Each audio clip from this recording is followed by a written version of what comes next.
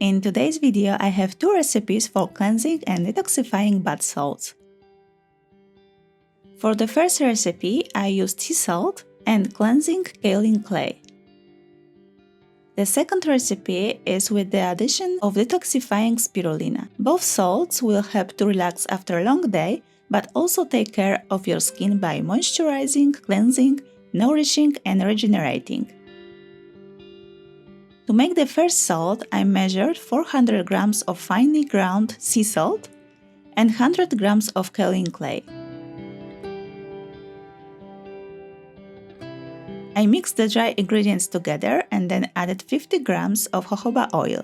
The oil will help to combine all the ingredients, but it will also nourish the skin and make it soft.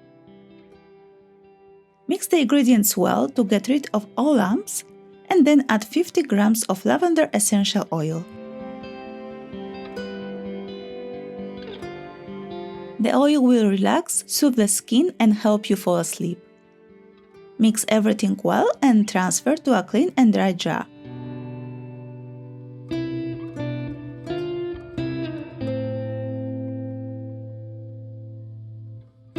Use 2 to 4 handfuls of bath salt per tap. For the second recipe, I used 250 grams of sea salt crystals and added 20 grams of spirulina to it.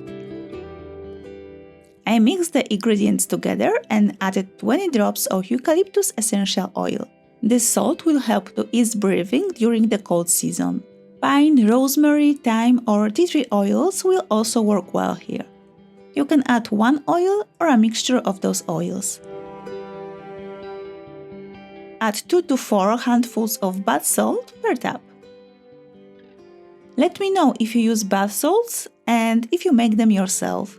Thank you for watching and see you in the next video. Bye bye!